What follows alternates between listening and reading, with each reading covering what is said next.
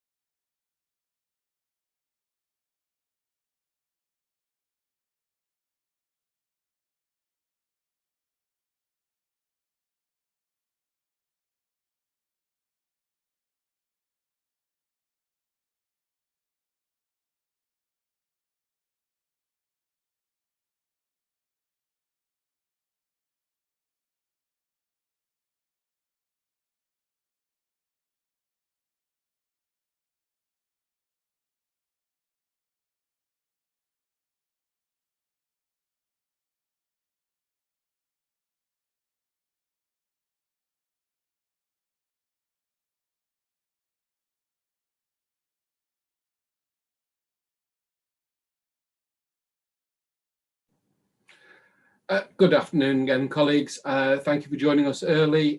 We have growing numbers on the call already. We've approaching 100 people waiting patiently.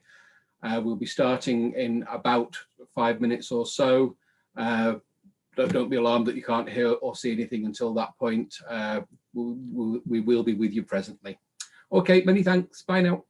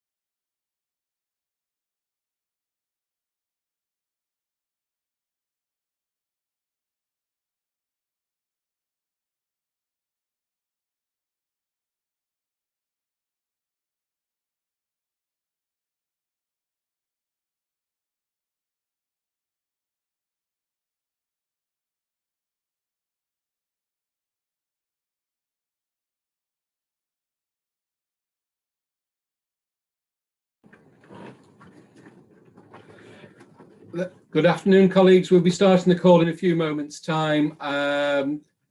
We will be taking questions a little bit later on, but please be reassured that all of the questions that have been submitted in advance have already been passed amongst the panel. The features of the call, I'm sure most of us are very familiar by now with the features that are available on these Zoom calls. But if you look along the bottom of your screen, you will see a chat function and obviously some people are saying, wishing my trio a merry happy new year and what have you. That's all going on in the right hand side of the screen. If you've clicked that function, if you have specific questions, please keep them for a few moments time. We don't have the same level of staffing as we have on the national calls. We'd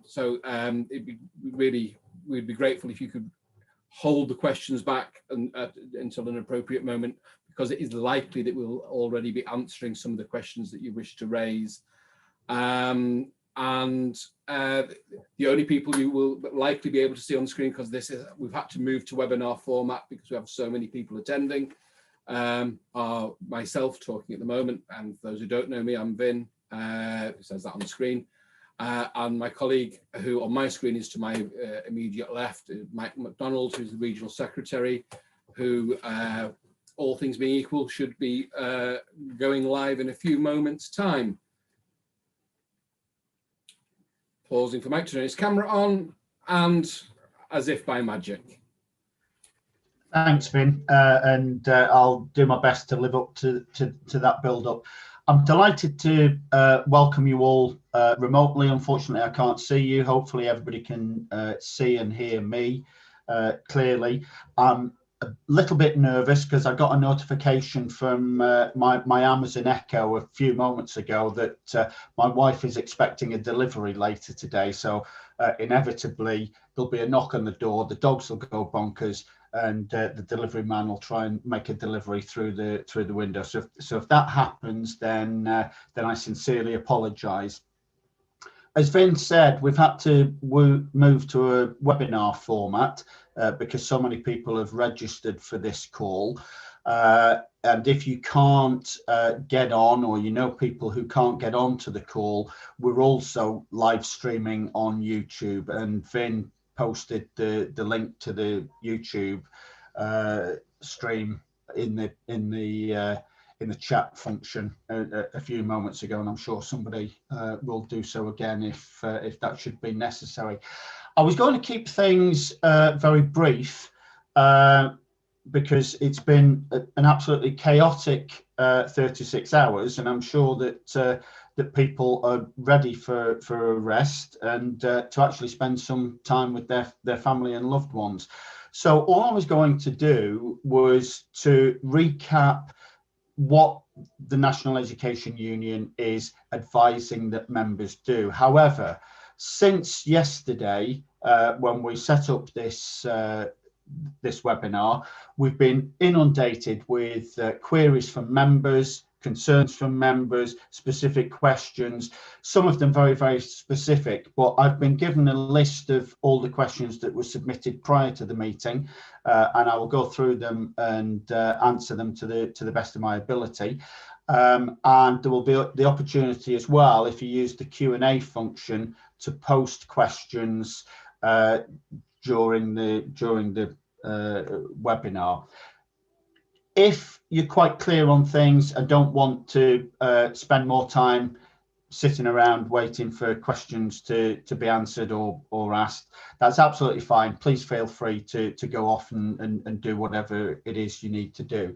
But just some very, very quick updates if you haven't been following the news over the last 36 hours. First of all, the National Education Union has written to all of our members overnight. We've set out the reasons for our position on this, and we've also included a template Section 44 letter to send to your head teachers. If for whatever reason, and many people are saying to us that they're not getting their NEU emails, we suspect that either it's gone into your spam folder or that you've inadvertently unsubscribed from our mailings. If that's the case, then you can go onto the National Education Union website. You can go to My NEU and you can check your details there. It may simply be that we don't have an email address for you, or we don't have a current email address for you. So you can check what details we hold on record for you, and you can update them if necessary. Also on the website, you can download the letter and the guidance that I've just referred to, and I'm hoping that one of my colleagues is posting the link in the chat to that, so that you can see that more easily. So we've got a number of asks for you, 4 asks in actual fact. The first is for yourself to download and sign the Section 44 letter and send it to your head teacher if you haven't already done so. Secondly, to share that information with your friends and colleagues. Thirdly, we have set up a petition and we would like you to sign that too. And again, details of that are on the website. And fourthly, to again share that with friends and colleagues and family.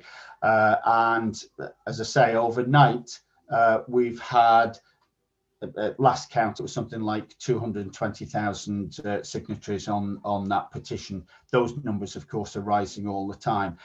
This morning, many of you may well have participated in a national Zoom call with our General Secretaries, Kevin and Mary, and there were 400,000 people attended that video call. So I don't propose to go over the detail of the guidance and the advice, because you've had numerous emails. It's on the website. There was the national Zoom this morning. I wrote to you by email last night as well, so you should have received that. And essentially the advice and guidance and our reasons for doing so are set out in that correspondence. What we did want to do, however, was to have this webinar to enable people to raise questions or concerns that they might have regionally, as opposed to nationally. Or it might be that you're on the national calls, and because so many people were there, you didn't have the opportunity to have your question answered. So that's what we hope to do for the rest of this meeting. So as I say, I've received some correspondence from Vin, who did an excellent job in collating all the queries that you'd submitted and has put them into categories. So the categories that we have, and when you post in your questions on the Q&A, you don't need to stick to these categories, because we'll do that anyway behind the scenes. But the categories we've got are Section 44 processes and local arrangements, secondary schools, supply staff, special education, vaccinations, testing, family circumstances, COVID in general, and PPE and risk assessments. So forgive me, I'm going to start looking down and reading out lots of stuff to you, but we've got some really good questions here that I think are worthy of discussion and response from myself. So the first question, and as I say, first batch is on Section 44 processes and local arrangements. Could you please tell me the procedure I need to follow if I make the decision to stay at home tomorrow? I'm a full-time sports coach in primary school. My head teacher has emailed all staff asking our intentions for tomorrow. I'm undecided what to do, as I've only been working in education since September and have a 12-month contract. And I think that's fairly sort of typical of the dilemma that is facing all of our members. And it isn't a decision that the union has taken lightly. We know it isn't going to be an easy decision for yourselves to take either. But we believe it's something that we as an education union must advise our members to do, and we would hope that you follow our advice and submit the Section 44 letter the template letter of which is available for download on the union's website. So that's the answer to that, really, and that's all you have to do. If you submit that section 44 letter, if you read through it carefully and right at the very end of the letter, it makes the point that you are available for work, but you're not wanting to place yourself in an unsafe working environment, and you're wanting to protect the community beyond the school gates. And so if you do that, if you download that and submit that, that's all you need to do. And that is an individual right. You can, by all means, if you want to sign it as a group of staff with friends and colleagues, then that's absolutely okay. And I think there's a question on that later on. But you must send that letter. You can adapt it if you wish. You can simplify it if you wish. But we set out the key legal reasons that we think it is an unsafe working environment for you, and I wouldn't remove those bits from the letters that you submit to your head teachers. Another question on the process: just had confirmation from my school that vulnerable pupils, key workers, will be attending face-to-face with each teacher that they are timetabled with, and the teacher will teach both those and remote lessons at the same time. Should this be happening? Well, the simple answer to that is no, that should not be happening. Our advice to members is that they should make themselves available for work, to support vulnerable children, to support children of key workers. Just glancing nervously to my left because I think that's probably the Amazon delivery, I don't know. But you should, it's not necessary for all staff to be in. What we think should be happening here is that it should be a set of circumstances very similar to the first national lockdown, where staff go in on rotas to supervise and look after vulnerable children and children of key workers. So you shouldn't be having normal classes. I know a school in Newcastle where my son works, his school was suggesting that all of the staff should go in and teach their classes unless they are submitting a section 44 letter. We don't think that should be happening. We think there should be rotas, and so what you should do, and I was right, sorry, dogs will go bonkers. Right, hopefully they're quiet. So what you should do under those circumstances is have rotas, have different groups of children. You don't need to teach the children in the same classes that they would normally. This is not education as normal. We're seeking to do things in a different way, and anybody who thinks it's education as normal hasn't been anywhere near a school this last term, when we've had as many children self-isolating as we have, and we've had as many staff self-isolating as we have. So the answer to the question, what should you do about it? You should contact the school and say, no, that's not right, and seek to sort out some rota arrangements in the same way as we did in the first national lockdown. So I hope that answers that question. What is the position where there are too few teachers in the NEU in school? We only have a few members, and the head has indicated that they will get in supply rather than go to online learning. Well, that's a decision for the head. I have to say, I think the head teacher, if they were doing that, wouldn't be following the advice of their own union, because since our decision yesterday, NAHT and DASCL, who are the other two main head teacher unions, along with ourselves, of course, they two are advising members that we should go to online learning. They're advising their members that if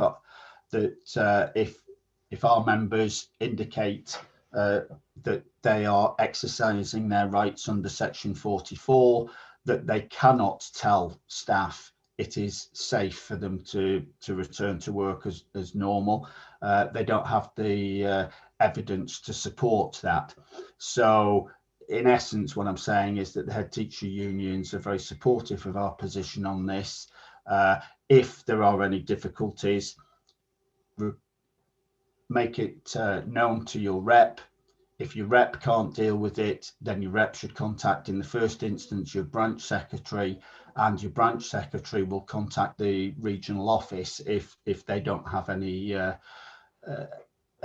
success with dealing with individual schools. So we've got very short time. We're trying to deal with a lot of things all at once, but that's the best way to deal with it. Next question is a very simple one. Can non-members also sign the letter? Yes, absolutely. The advice that we have sent out is generic advice, and it's applicable to every single worker in the country. This is an individual right. It's not a right that accrues to you under any trade union membership. It's an individual right. Essentially, we have set out a template letter that covers all the bases, that says you don't feel it is a safe working environment, and you don't want to place yourself and or others at risk by going to work in that unsafe environment. So absolutely feel free to share that advice with friends and colleagues, and to tell them that they too can use that letter if they so wish. We've obviously also overnight been inundated with people joining the union because they like the advice and they want the protection of the union. Clearly, we can only protect people if their head teacher reacts in a way that isn't appropriate. We can only support those people if they're actually in membership of the NEU at the time. But the letter itself is applicable to everybody. Next question on process. What do head teachers do if staff don't turn up for work? What is the safe number for staff pupil ratios? Need to make this really clear. You shouldn't just not turn up to work tomorrow. You absolutely need to be telling your head teacher your intention not to turn up to work tomorrow ahead of that time. And the simplest and easiest way of doing that is to download the section 44 template letter and to send that in if you haven't already done so. So that's your homework at the conclusion of this meeting, is to, if you haven't already done so, download the section 44 letter, sign it and submit it to your head teacher. I'm trying to cut these questions down because some of them are very long, very specific. Next one, as a CV member, that's clinically vulnerable member of National Education Union, will I be fully supported if I was not feeling safe to return as normal on Monday? Yes, absolutely. That is the reason for us sending this advice and guidance to members. We will fully support members if they act in accord with our advice and guidance. And in the first instance, you should refer to your school rep, and they will know how to get in touch with the branch secretary if they're unable to support you with your particular issue. And obviously, your branch secretary can get in touch with the regional office for support if that is necessary. This next question, I think, must be from somebody in an independent school, I'm guessing. We've been told to take next week, Monday to Thursday, as paid holiday. can I ask if they're able to do this? There's not a simple answer to that. That's a very specific question. The answer will depend on your contract of employment, and without seeing your contract of employment, I can't give a definitive answer. For the vast majority of people on this call, the answer to that will be no. But if you are in an independent school, it may be that's part of your terms and conditions. So we'd have to have sight of your contract before we could give specific advice on that particular question. Another question, concern from an NQT, worried about following the union's advice and guidance in their NQT year, and whether that will impact on whether they pass or fail their probationary year. As I said at the outset, this is not a course of action that the union is embarking upon easily. We have agonised over this decision for a considerable length of time. We know that you too will agonise over these decisions. What I will say is you must do what you feel is right for you in your circumstances. That said, in this particular instance, no, it should not impact upon whether you pass or fail your probationary year. And if there is any suggestion of that happening, then of course the union will support you in fighting that. Next, again, I think this must, I think this is independent school maybe.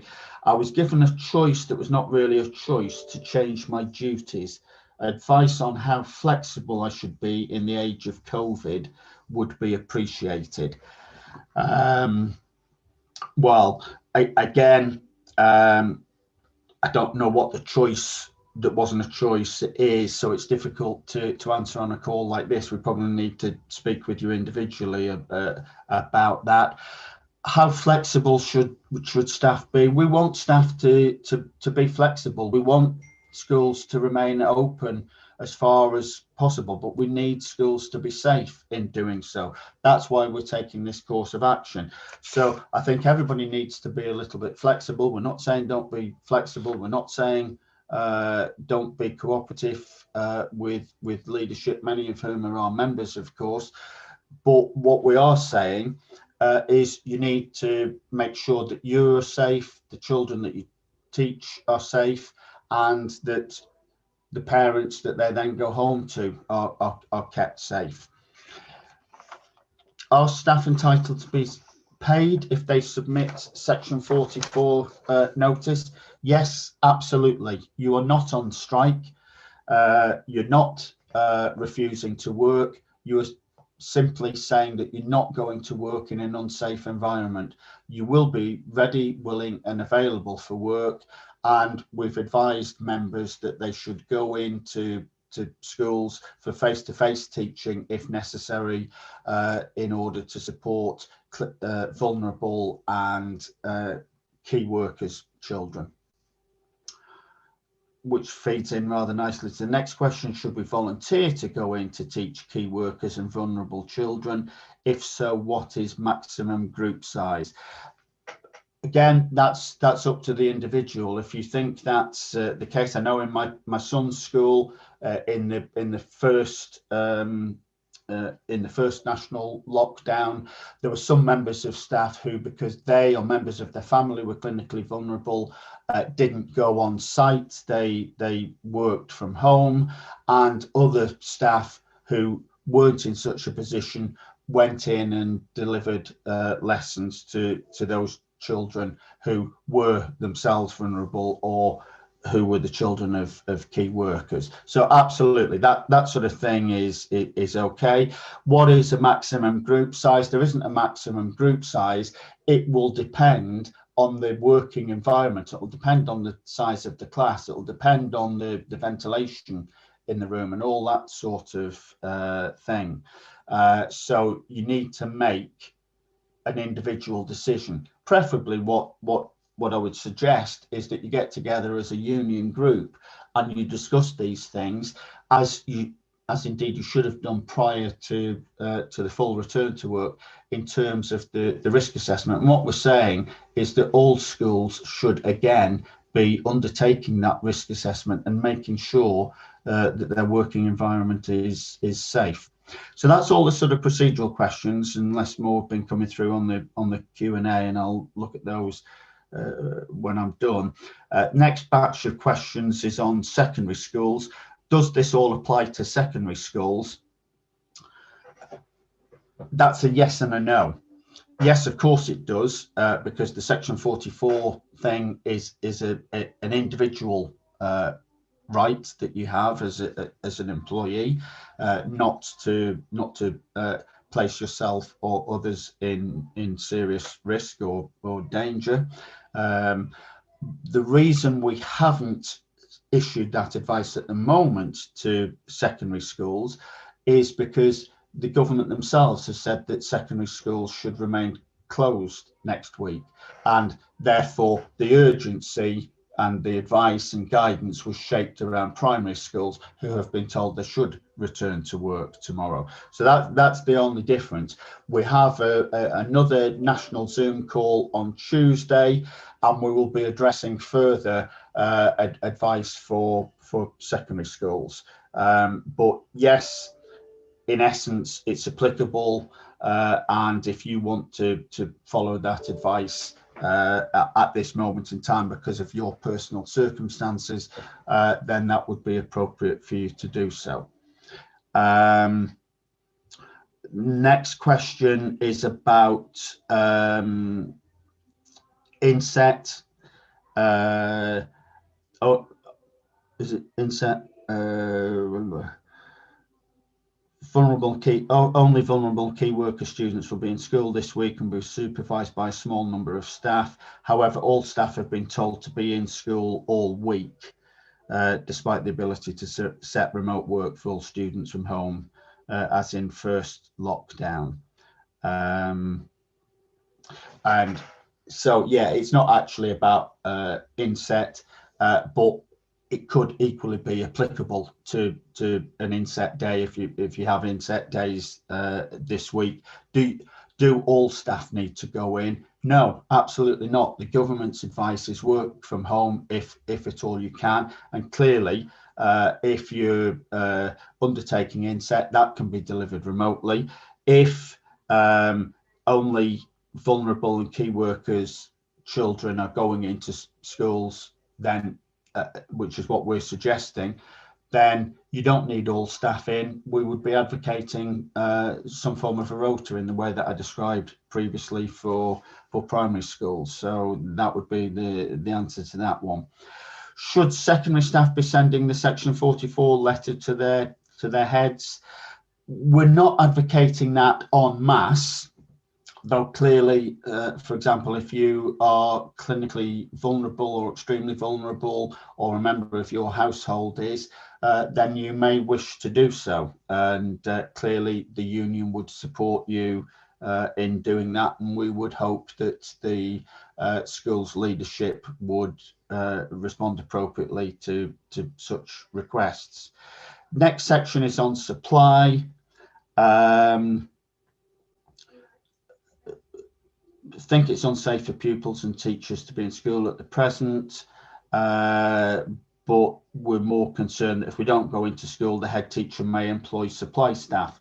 Well, that may or may not be the case, and I'm sure our supply members will be eternally grateful for that. That's a management decision. If that's what they choose to do, then fine, let them do it. I have to say, we've issued exactly the same advice to our supply members as we have to our primary members, so they themselves may be submitting Section 44 letters, which leads into the next question here. How do supply teachers stand who are employed by agencies on staying at home rather than going to school?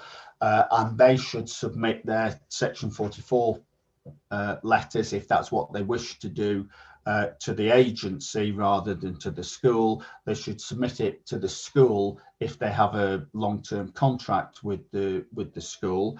But what we are saying to members who have a long-term contract with the school is that they should honour that contract. But apart from that, the Section 44 letter applies equally to supply staff as it does to anybody else. The difference with supply staff, of course, is that may impact adversely on their income.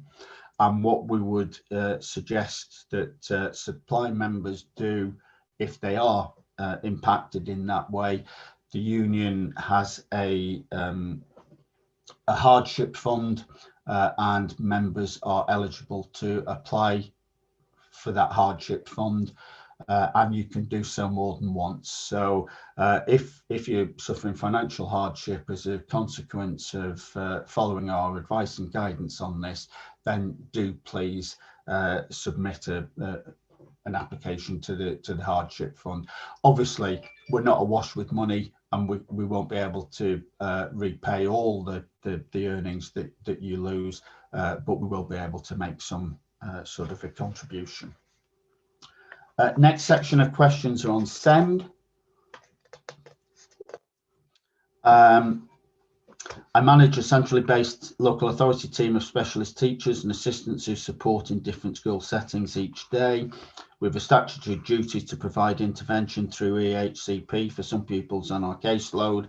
We have a thorough risk assessment in place, access to PPE, and before the Christmas break, we're teaching, supporting pupils in our usual way.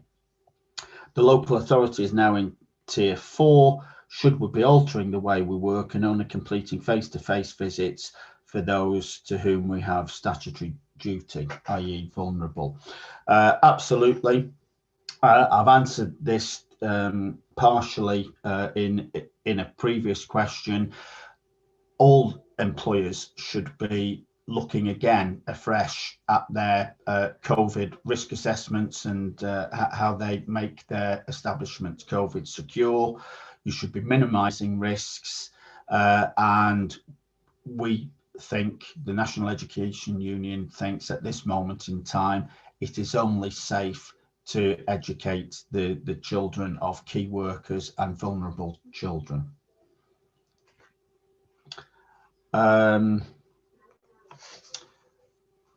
Hoping tomorrow,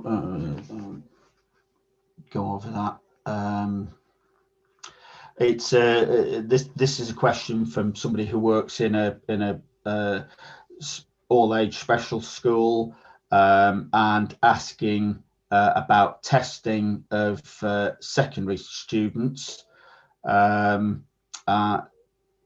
yes, then secondary students in a special education setting, they should be tested. I know the question is going to come up later, but I'll mention it now. Teachers and support staff do not need to administer the test. Indeed, the government doesn't expect them to do so. They have asked for volunteers to do so, and head teachers were given over the Christmas holiday, which was rather nice of the Secretary of State to do so, but they've been given over the Christmas holiday to find and source those volunteers, which I suspect is one of the reasons that testing regime has been put back by a further week. I work in a special school where all the children would be considered vulnerable, so where do we stand? If we send a letter, which I agree with, it will end up reflecting badly on us, as we're going to end up being told it doesn't apply to us anyway. I'm asking this question on behalf of myself and several concerned colleagues.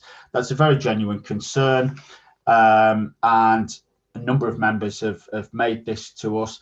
I need to make this clear. We do not accept that all children in a special school are actually vulnerable in this way, and we think that some children would not fall into this category, less so clearly in special schools, but some of the children who were starting to attend schools last term did not fall into the vulnerable category, did not fall into the key workers category, and that is something that schools need to address very quickly and very carefully. So we would again, that would be something that we would expect to be covered in the risk assessments that the school undertakes in order to make sure it's a safe working environment for staff. Next set of questions on vaccine. Why are teachers and all school staff not being included in the first tranche of vaccination? Well, that's a very good question, and I suggest that you address that to the Prime Minister and the government, because that's not something really that the union can answer. All I can say is the union has been pressing the government since June, actually, on issues like this, and seeking all the ways that we can to make schools safe working environments for our members and for the children who attend them. Will staff be prioritised in the vaccine? If that would so, would school staff on the clinically extremely vulnerable list and those with other ethnic, age or medical vulnerabilities be prioritised for vaccines within this group? Again, that's a question for the government. At the moment, the best that the Secretary of State for Education, Gavin Williams, has said is that he hopes school staff will be prioritised, and the union doesn't think that that's strong enough. We think he should be fighting the corner of education staff far more vehemently than that. Incidentally, can't remember if I said it in the introduction or not, but since our meeting yesterday, well, actually, just within a half hour or so before the start of this meeting, Labour Party is calling for a full national lockdown within the next 24 hours, and the Lib Dems are calling for online learning for all schools. So there's a lot of pressure building up, a lot of support for what the union is saying, other unions coming on board too, and supporting our line, and the TUC has called a meeting of all education unions later in the week to agree a position on that. Next batch of questions is on testing. Should teachers have the test but then be expected to teach as normal, or should we refuse to teach in large classrooms at this moment in time but still have the test? That's something for individuals to determine whether or not you have the test. If you have the test and it proves or the indication from the test is that you don't have COVID, one of our concerns about this test that's being rolled out is it's only 50% accurate, and so half of the people who take the test will get false positives, as it were. So that's a very serious concern for us. So our advice would be, whether or not you have the test is entirely up to you. If you have the test and you get a negative result, that does not mean that you can't still submit a Section 44 letter and say that you don't feel safe in the working environment. So the two are not mutually exclusive, which I think was the point of that question. Can staff be required to undergo the training to administer COVID tests by their head teacher? No, absolutely not. And staff, school staff, teachers, support staff are not expected to be the ones who are administering the test. Indeed, it's the students themselves who will be administering the test. That's one of the reasons that the accuracy level is not so good, because people tend not to do the test correctly. and a whole host of other reasons. But that's one of the reasons that it's inaccurate at the moment. Schools have been asked to call for volunteers, and your head teacher should have groups of volunteers to administer the test. Your role, if you are attending work as normal, is to do your normal day job and teach children, not to administer tests. Can we strongly recommend that no member volunteer to administer COVID test? Well, I think I've just done that. So I'll move on now to family circumstances. If my daughter, who is classed as extremely clinically vulnerable, cannot attend to school, can school still make me go to work in the school building? I think I understand the question. I don't know whether the daughter goes to the same school or a different school, but the answer is the same irrespective. If you are refusing to go to work by sending the Section 44 letter to your employer, you are refusing to go to work because you feel that the working environment is unsafe. You're not refusing to go to work because you have childcare issues. The union couldn't, in all honesty, defend that. We couldn't advocate that you didn't go to work, not because you thought the working environment was unsafe, but because you needed to stay at home and look after your own kids. That's what carers leave is there for. So we would advise members to have a word with their head teacher and see what is available in carers leave. That might mean that it's very, very limited in terms of the number of days that you get. It may mean that it's time off without pay, but that's the only legitimate reason to stay at home to look after your own children.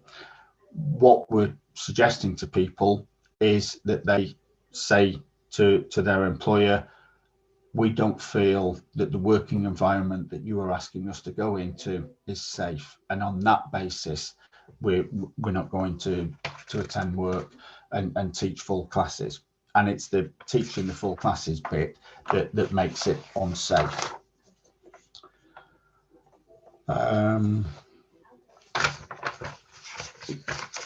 Sorry, this is a long question that goes over 2 pages.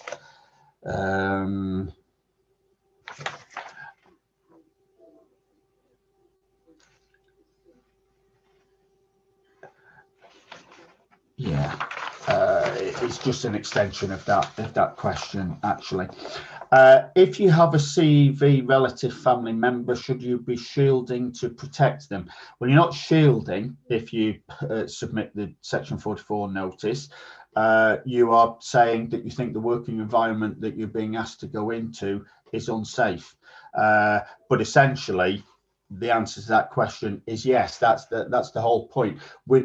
In terms of safety under the legislation, we're not just saying that it's unsafe for you, we are saying that it's unsafe for people that you may then come into contact with. And similarly, for the children, it's unsafe for the people that they may come into contact with. So that's the whole point. The Section 44 legislation doesn't just pertain to you as an individual and your circumstances, but if by you attending work in those circumstances it is unsafe, is that going to make it unsafe for others, i.e. members of your household or members of the general community? So simple answer to that question is yes.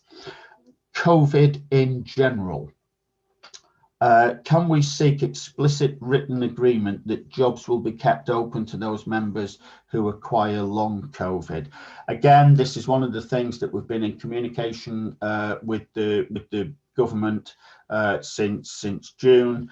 We agree absolutely with that. We're constantly writing to the government, in meetings with the government, asking these sorts of questions of them, and we will continue to make those cases, as in the next question, which is in the same line. Can we insist that clinically vulnerable and clinically extremely vulnerable must be allowed to work from home?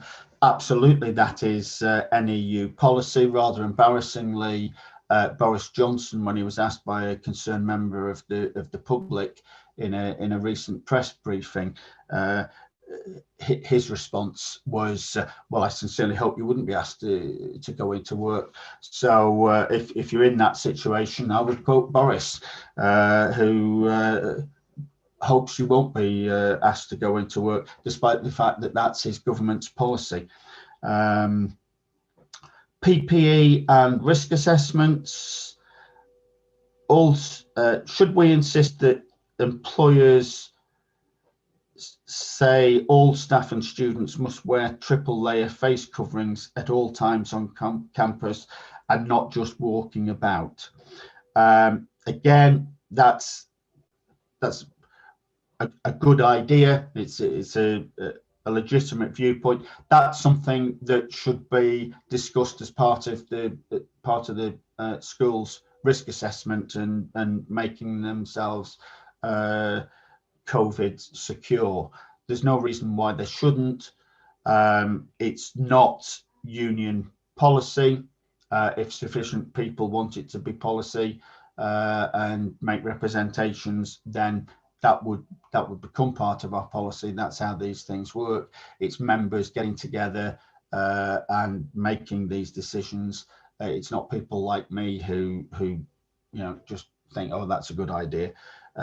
So it is members themselves standing shoulder to shoulder, discussing these things amongst themselves, taking these things to leadership and negotiating them. What is the rationale for 1 metre rather than 2 metre social distancing? None. We've asked the government for their rationale behind all of their assessments regarding safety in schools, and thus far, though we've been asking them since June, we haven't had any response whatsoever. So I leave people to draw their own conclusions. Finally, do they consider visors to still be suitable? This is a reference to them using masks as opposed to face coverings. And no, although it refers to masks, it does actually mean face coverings. So it's face coverings and not medical masks. Okay, and I think Vin's come in. He's going to tell me what the next questions are, or give me a breather and allow me to have a drink. Absolutely. Thank you very much for that, Mike. And thank you. I'm hoping that most people can feel that we're trying to get through these questions. We understand it's a difficult time. We're answering as many questions as possible. One of the threads, which I think is a lot of people have asked that we can pick up, and it's the advice that a sister union has issued this afternoon, which the NASUWT's advice this afternoon seems to be very contrary to ours, and there are a number of people reporting that has weakened the resolve of some of our members because it's made them more anxious. It was just basically to provide the reassurance that we're confident in the advice that we've been giving all weekend. The implications of what the NASUWT have been saying weren't a surprise to anybody, I don't think, and they will have been considered long and hard. And I'm very sure that when the executive met yesterday morning, that would have been part of the consideration. And we still believe and understand that the advice that we're giving is entirely right and proportionate. Absolutely. Let me be as clear as I possibly can be on that. One of the reasons it has taken us so long to get to this point is we have been studying the legislation very, very carefully. We've got a team of solicitors of our own. We've been consulting with barristers, and the template letter that we have distributed to members has been worded in such a way to tick all the boxes and make it legally compliant with the legislation. We have no doubt about that. We feel that we are on both very strong legal grounds and very strong medical grounds. It's the government's own scientific advisors who told them on the 22nd of December that schools should not reopen in January for at least a couple of weeks. That is the advice that we're following. We're following the science. We're basing our advice to members on that scientific advice that the government has chosen for whatever reason to ignore. It's unfortunate that a sister union has issued that advice. I haven't personally seen it, so it may be that there are some nuances in the language. It may also be that it's something to do with the fact that our switchboards have been absolutely rammed with people wishing to join us, and they're coming to us from somewhere, and possibly the NAS are seeking to close the stable door because they're not supporting their members in quite the same way as we are. That said, I don't want to slag off a sister union. I haven't seen the advice, so I can't comment on it specifically. What I can say is we are absolutely 100% secure in the legal advice we are giving to members. We're an organisation 450,000 strong and growing all the time. We are not going to give duff advice to members, and we're certainly not going to leave them in the lurch.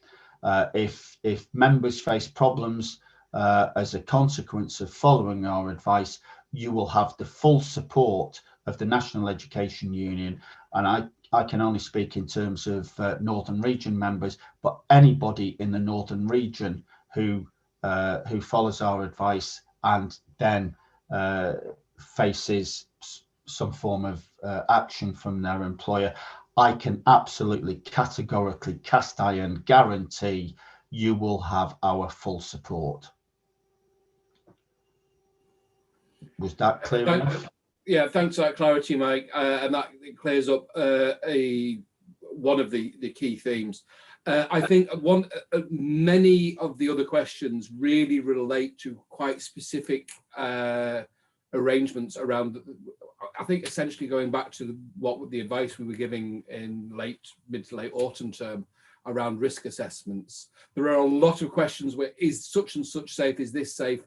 The thing is, the circumstances have changed. Therefore, there is absolutely, it would be my own personal view, and I think the union would agree with this more widely, that there are no risk assessments that we have seen that are currently valid, because the science has changed since we broke up before Christmas. The science has changed, the circumstances have changed. Therefore, every single risk assessment needs to be revisited tomorrow. And no employer can really justifiably say the workplace is safe until they've conducted and carried out a risk assessment. And so a lot of the detailed questions around sizes of bubbles and what PPE should be available, it is the employer's duty to ensure that those arrangements are put in place, which is one of the reasons why the advice has to be this weekend, to ensure members weren't potentially going into dangerous workplaces first thing tomorrow morning. That's absolutely spot on, Vin. That summarised the position very clearly, I think, because and I did say in response to one of the questions, we think all of the risk assessments need to be redone. Every single risk assessment needs to be redone because the circumstances have changed. The virus has changed. It's mutated, and it's more vicious in its spreading, and actually it's more prevalent in children than the previous version of the virus was. So absolutely, all of those things need to be revisited. That is why it is not safe to return to school tomorrow. It may be safe in a week or two's time once those things have been factored in and taken account of, and we sincerely hope that is the case. But actually, if I'm entirely honest with you, we think it's far more likely that there will be a full national lockdown in a few weeks' time. And unfortunately, like everything else that the government has done, they've implemented things far too late to make a difference. And in the interim, people are dying. Absolutely. And that, I mean, and for those who are showing some anxiety, and you will have colleagues who've expressed concerns about completing the letter and sending it into the head teachers, the important message is that we're not doing this lightly. We're not issuing this advice because we want to see schools closed, but we are saying that they're not safe workplaces, and we need to take these steps to save lives. We are following the science, which the government should have been doing. If you want more background, that it is readily available on the website. The link has been posted a few times into the chat. Please have a look. Genuinely, these are the steps that you need to take to keep yourself safe, keep your colleagues safe, and keep your whole school community safe. And that is very clearly the message that we're giving. The conclusion to this call is, in essence, we're encouraging you to take those steps that you see to be necessary, and speak to other colleagues, speak to your colleagues in school, and whilst yes, the Section 44 rights are an individual right, you can still talk about them. You can give some moral and emotional support to colleagues who are finding this difficult, and take that step and act collectively as a school group in taking those individual actions, so that whilst people are taking individual steps, they feel supported and part of a wider school community, because in essence, it is that wider school community that we're seeking to protect. Obviously, there are only 2 or 3 minutes left until this call should finish. I apologise to the 20 or so people who've asked questions that we've not been able to get to, plus those who put hands up during the course of the call. By all means, use the website. Some of the questions you're asking will be part of the frequently asked questions. We will be submitting a copy of the chat from this call to help populate those frequently asked questions. But I'll hand over to Mike in a few moments' time for some closing words. But from a personal level, I'm not sure if Mike said at the start of the call, he probably did, but I didn't. But Happy New Year to everybody. This is not the way any of us expect this to be saying Happy New Year, but then again, the way 2020 went, maybe we shouldn't be too surprised. But you know, and hopefully I can see some of the comments coming from the chat now. Genuinely, you have our support, and we want to work with you, but we want to keep you safe. We want to keep your colleagues safe. We want to keep your whole school community safe. Thanks for that, Finn. And no, I didn't. It was very remiss of me. Happy New Year, everybody. Sign of the times, really, that niceties and pleasantries like that go out the window, and of course they shouldn't. But I do want to reassure you, you have the union's full support, and personally speaking as the regional secretary in the Northern region, any member in the Northern region who suffers any detriment whatsoever as a consequence of following our advice will have my support and backing, and that of the staff and the very excellent local lay reps and officers that we have. And my final word really is really to thank them, but also to give them a task, or via you to give them a task. If there are any questions that you haven't been able to ask or have answered during the course of this call, do as Vin says, go on the website. That's the first port of call. But second port of call is to go to your school rep and or branch secretary and or the regional office, and the contact details of all of those are on the union's website that hopefully somebody's posted up in the chat whilst I've been speaking. Thank you very much. Happy New Year, and I hope that in what will undoubtedly be a very, very difficult decision for you personally to make, that you make the right decision, the decision that's right for you, that you feel comfortable with. We're not asking people to do things that they don't feel comfortable with. We will support you if you follow our advice and guidance. And that's it, I think. Thank you very much. Thank you, colleagues, and thank you and farewell.